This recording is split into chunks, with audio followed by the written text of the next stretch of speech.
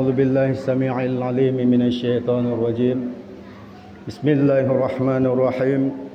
الحمد لله الذي بنور جماله أضاء قلوب العارفين وبهيبة جلاله أحرق فؤاد العاشقين وعمر سير الواصلين. أشهد أن لا إله إلا الله الملك الحق المبين وأشهد أن محمد رسول الله صادق الوعد الأمين.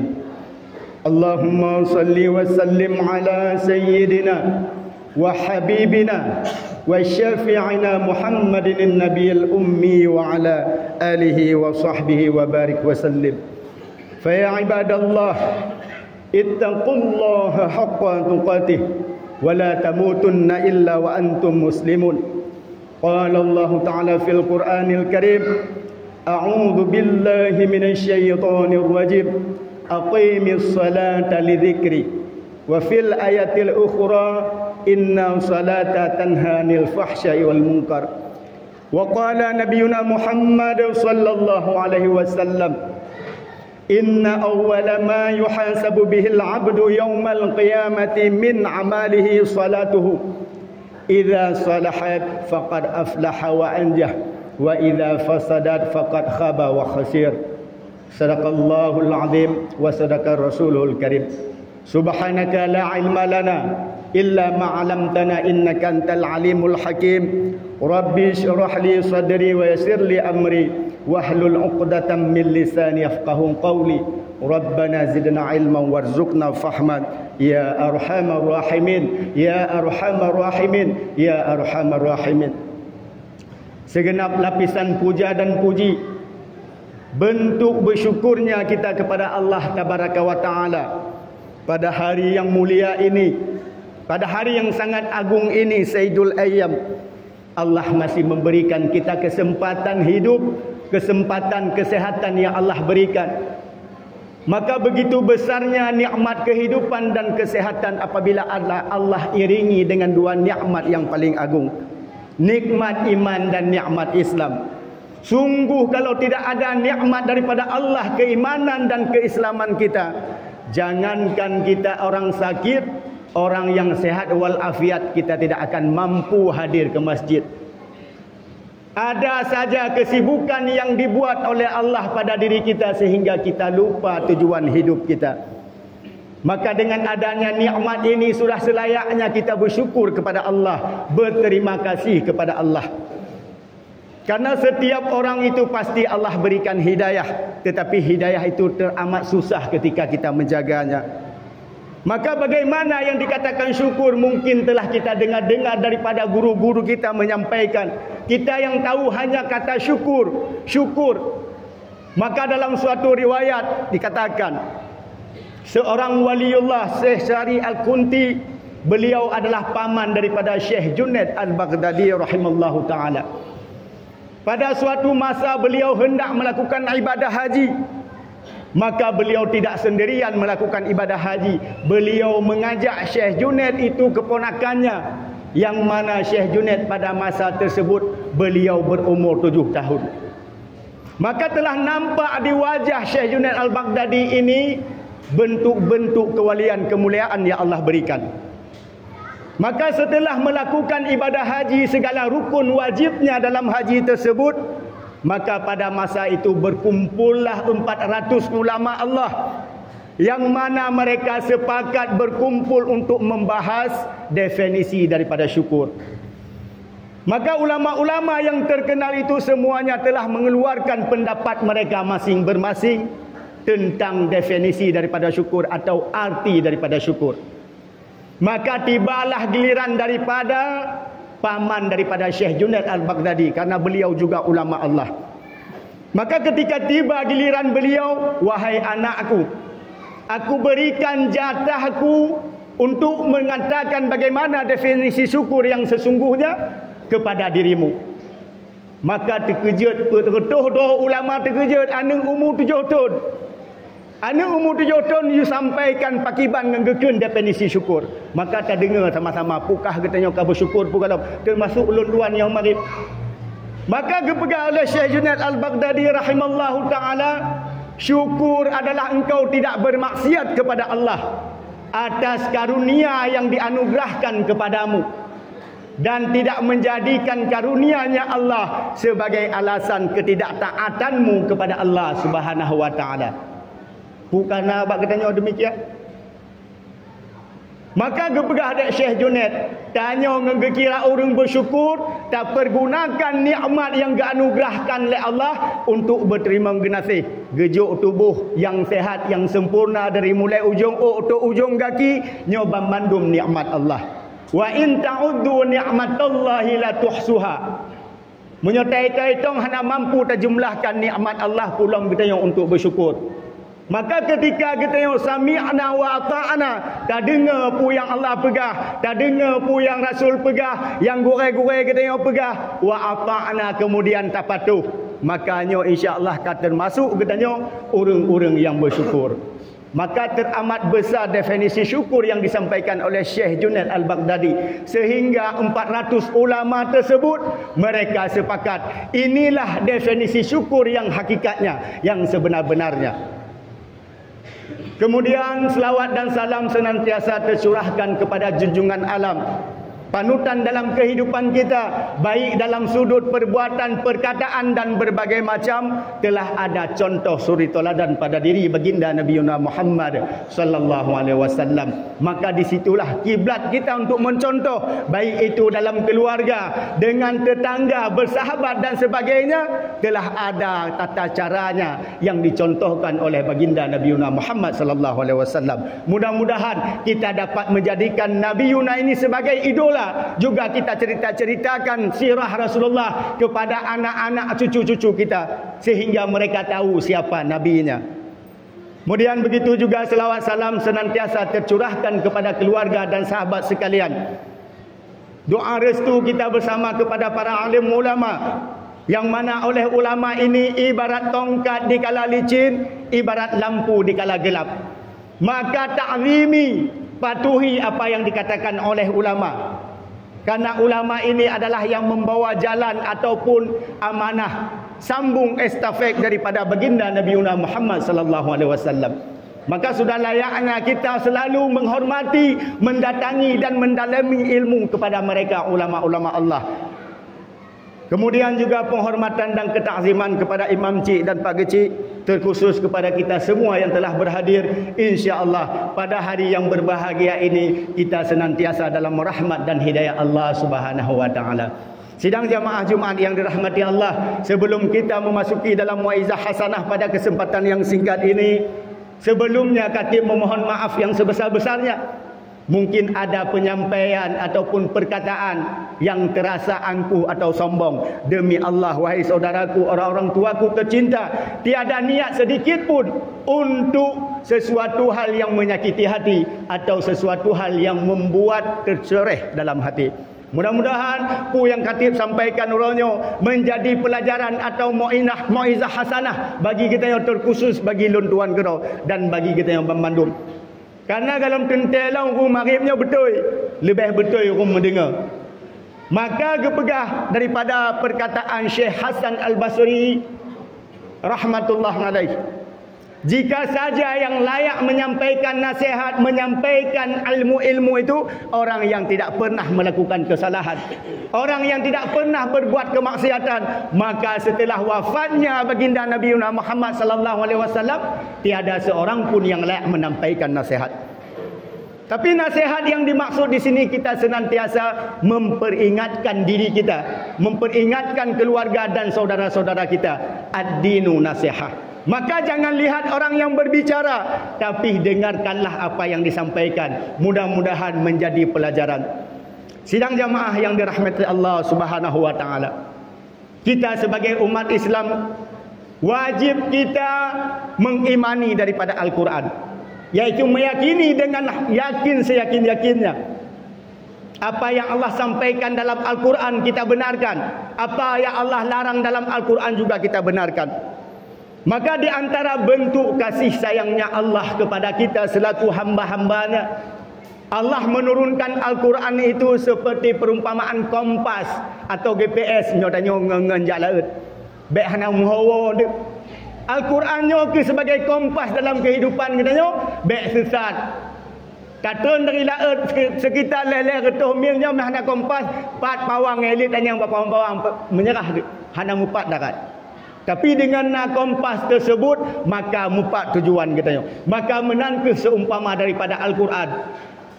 Allah berfirman dalam Al-Quran, aqimis salata li dzikri. Salatlah olehmu untuk mengingatku. Mengingat yang pertama kita dekat dengan Allah. Mengingat yang kedua kita patuh kepada Allah. Maka inilah salah satu modal yang paling besar dalam kehidupan agama Islam. Penghulu daripada segala ibadah adalah salat. Sebagaimana dikuatkan dengan dalil hadis daripada Nabi Muhammad sallallahu alaihi wasallam. Inna awwala ma yuhasabu bihil abdu yaumal qiyamati min amalihi salatuhu. Sesungguhnya perkara yang paling awal-awal Allah periksa, Allah hisab nantinya di yaumil kiamah pada setiap diri hamba, tanya Abang Mandum, salatihi, salatnya. Idza salahat, apabila bagus salatnya, faqad aflaha wa anjah. Sungguh dia telah mendapatkan kemenangan yang besar dan mendapatkan kebahagiaan. Wa idza fasadat, apabila rusak binasa, maka sungguh dia telah celaka dan merugi. Maka nyokeh tolak ukur dalam agama Islam. Bahkan dalam hadis lain Rasulullah menyampaikan perbedaan antara orang musyrik dan orang Islam, yang membedakan adalah salat. Maka ketika kita hidup dalam dunia, senantiasa kita melakukan berbagai hal-hal kehidupan dunia, tetapi kita tidak patuh akan perintah Allah, terutama semayang.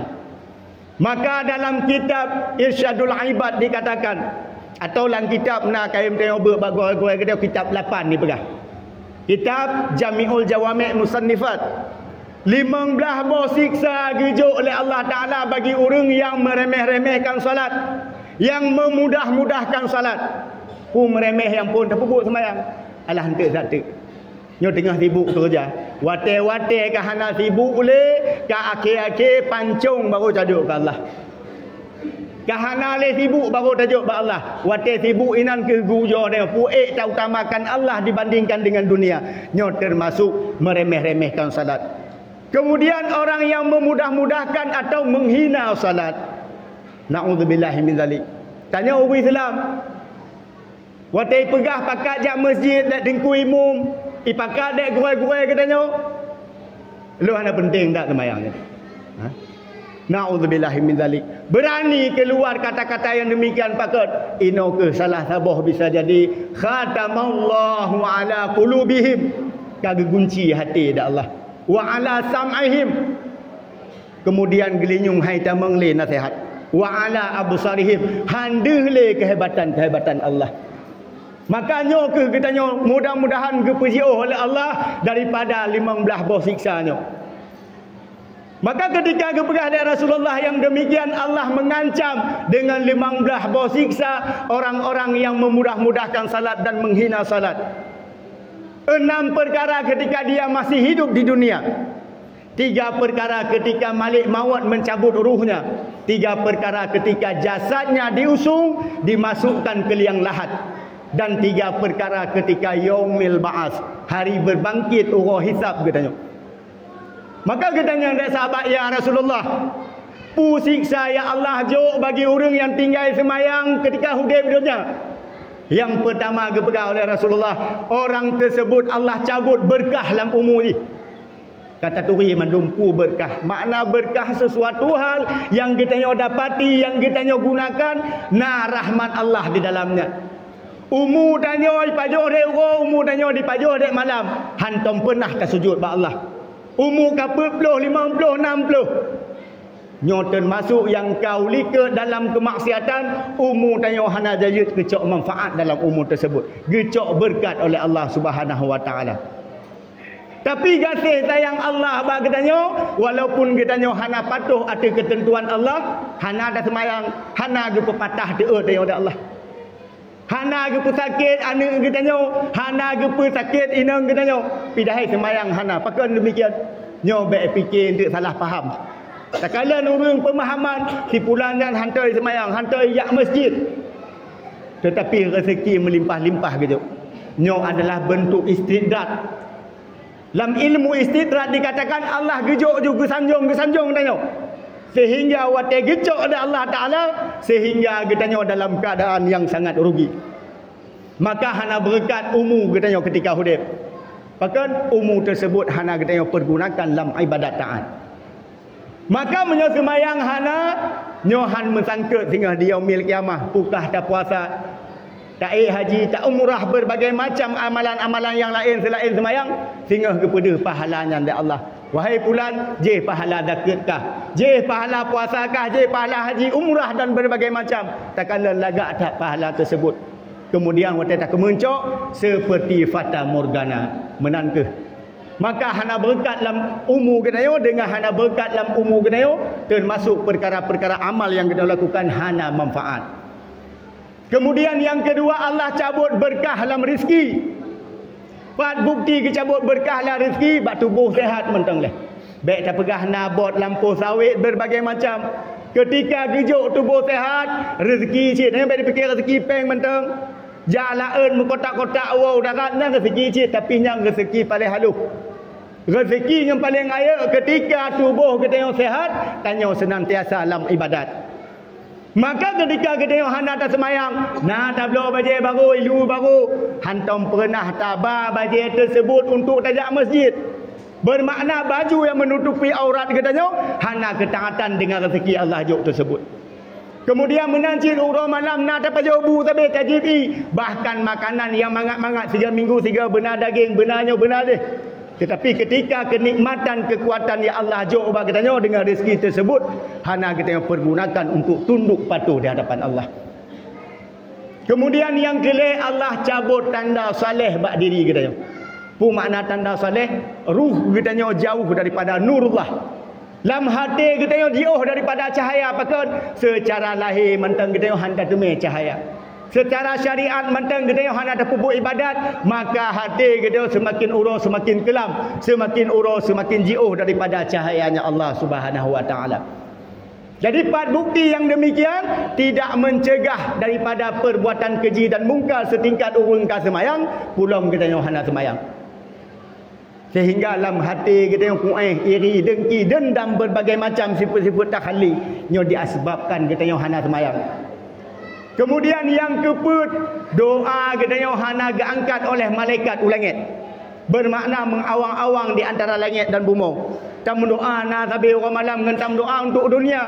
Terkadang memang gejuk oleh Allah Subhanahu wa taala, bentuk yang gejuk demikian bukanlah rahmat Allah, tetapi salah satu peringatan bagi Allah, ujian bagi Allah. Semakin lehata, semakin berat kita yang dihisap oleh Allah tengok di akhirat.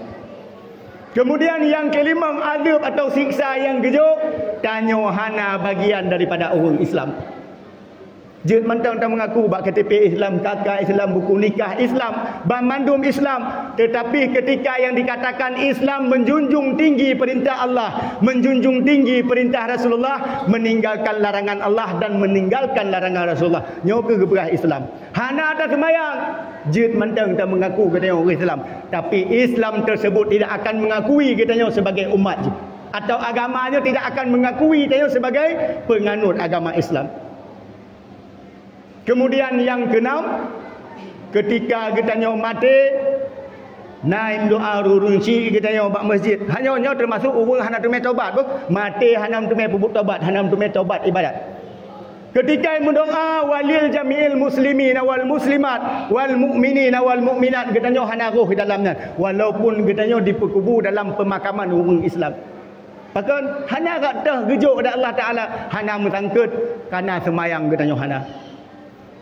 Dan adalah nambah siksa yang Allah berikan ketika kita hidup dalam dunia. Mudah-mudahan tanya hana kenang yang nambahnya. Amin ya rabbal alamin. Kemudian kita tanya sahabat, ya Rasulullah, lebih siksa menjelang sakaratul maut.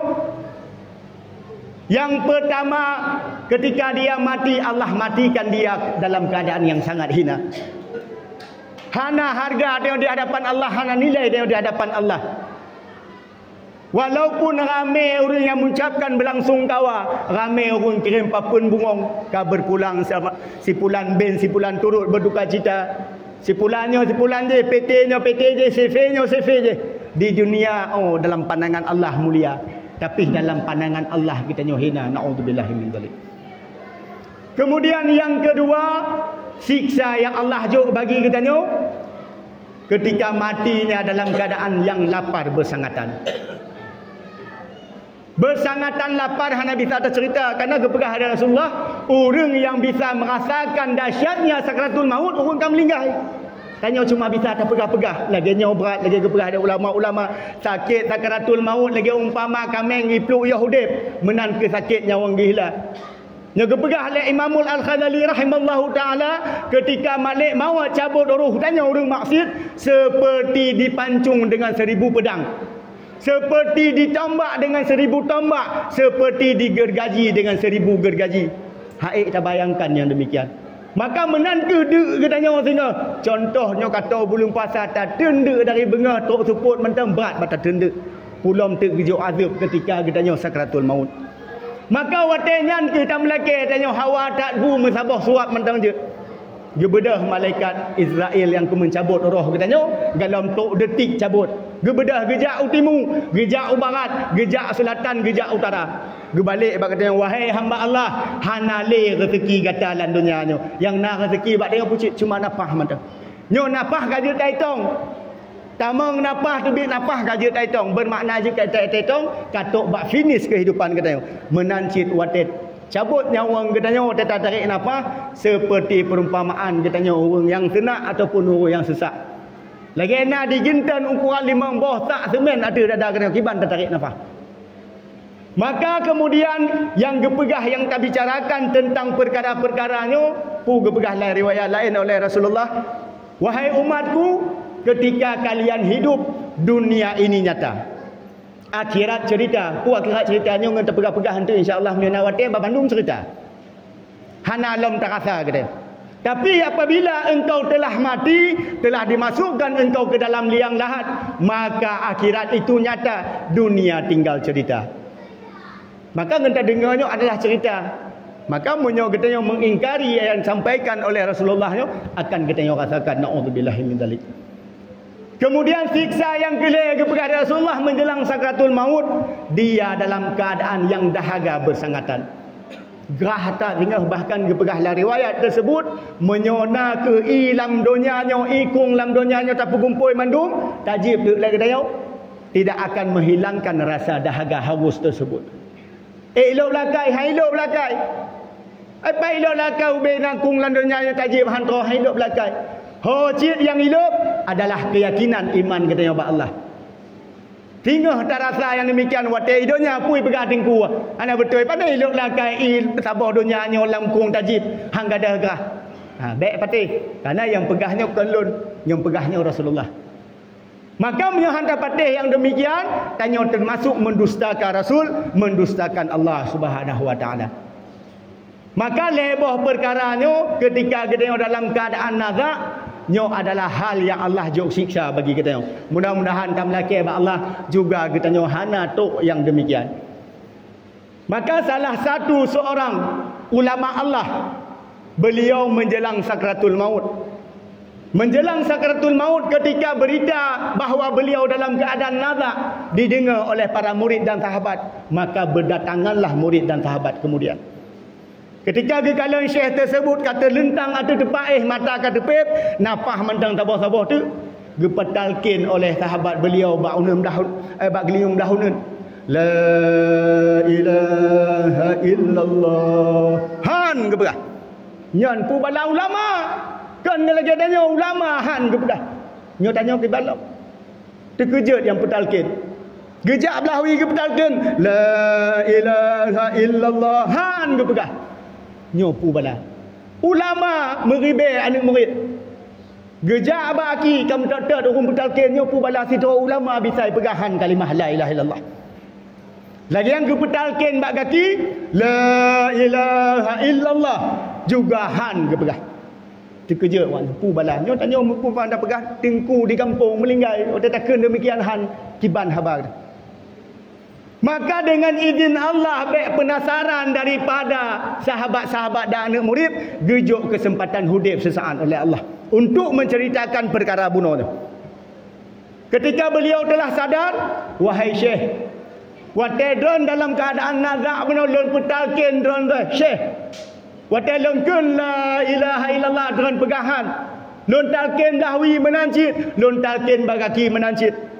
Wahai sahabat lon, bergata tupu watai gata petalkin lon dengan kalimah la ilaha illallah bunuh, sungguh watai demikian teruk ke iblis laknatillah. Pui pegai ji, wahai pulan, Allah nyan hana, Muhammad nyan dusta. Nyo seorang ulama Allah, wali Allah, kumung dipersesat oleh syaitan. Menancir watai kata petalkin belahwi, wahai hamba Allah, pegai ji, Allah nyan hana, Muhammad nyan sulit. Baik kapatih.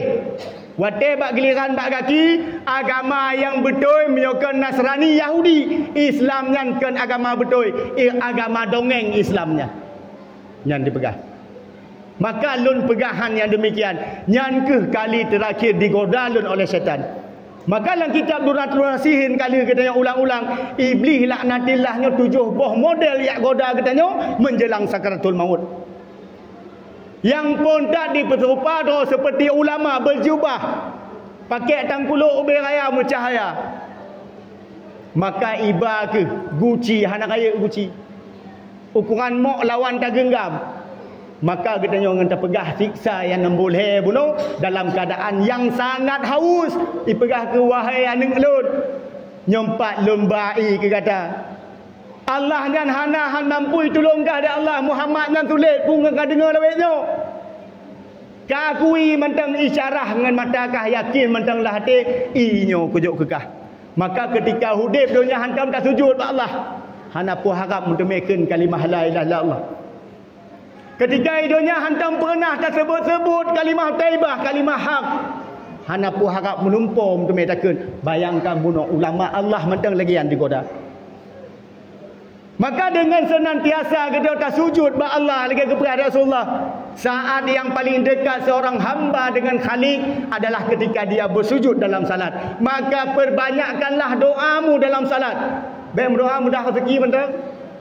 Mudah rezeki yang paling raya, ya Allah, nabi hati lun tubuh lun istiqamah dalam taat ba'da ya Allah. Rezeki yang urusan 20 pun.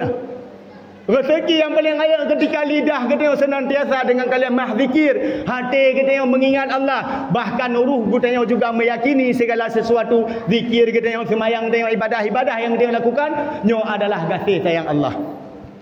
Makanya kaim melaki, maka menancip berkayam dalam laki, ya Allah, neberi di akhir hayat lo Hudaib dalam dunia dalam keadaan husnul khatimah ya Allah. Bermutumai lunkan kalimah la ilaha illallah, man kana akhiru fi kalamihi la ilaha illallah dakhala jannah.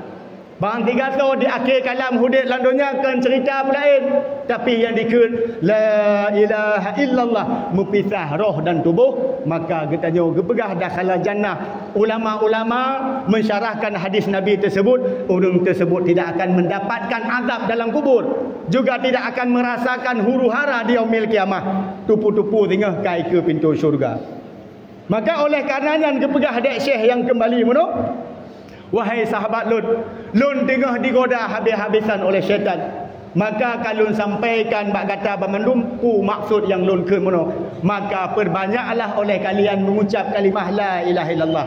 Maka lagi sampaikan demikian, tok batas malaikat maut yang cabut roh, maka berpulang beliau ke rahmatullah dengan mengucap kalimah taibah la ilaha illallah, sehingga memisah roh dan tubuh.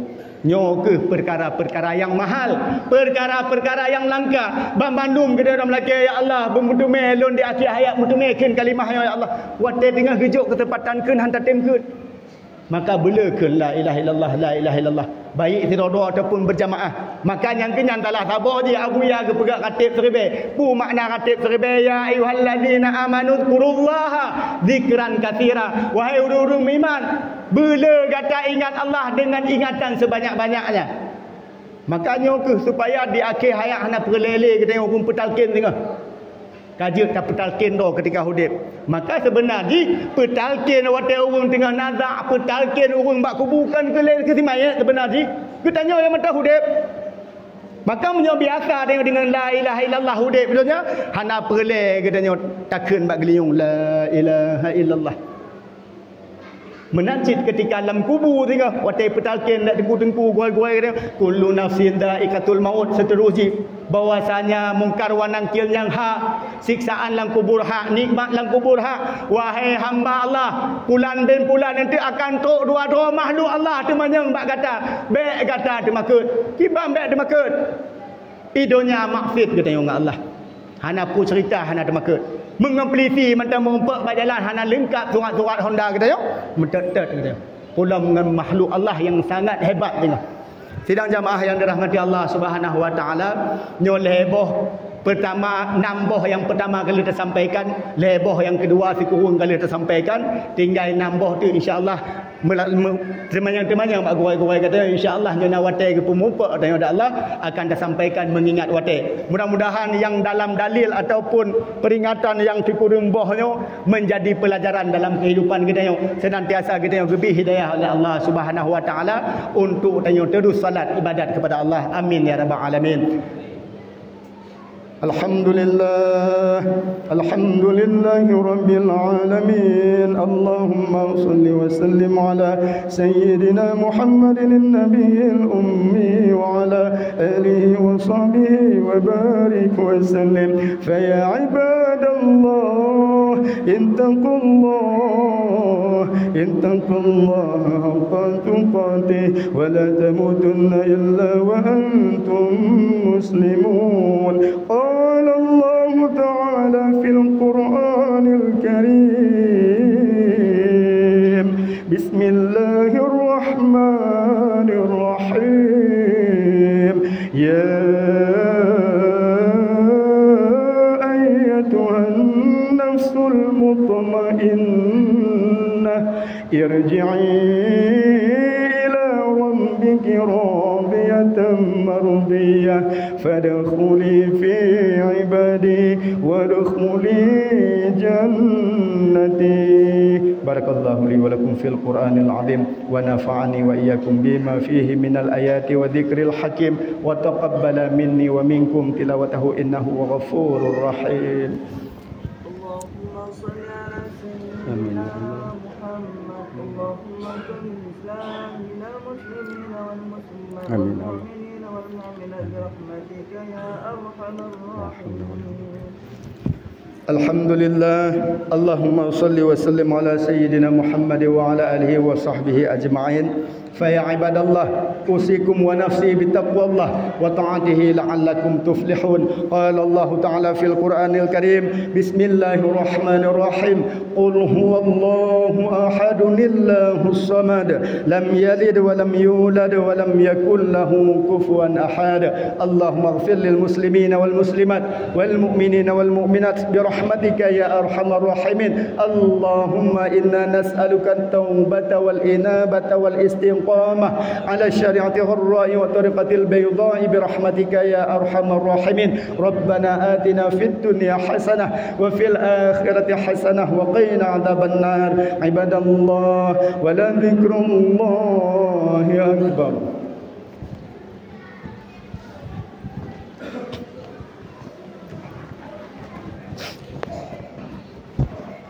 الله أكبر.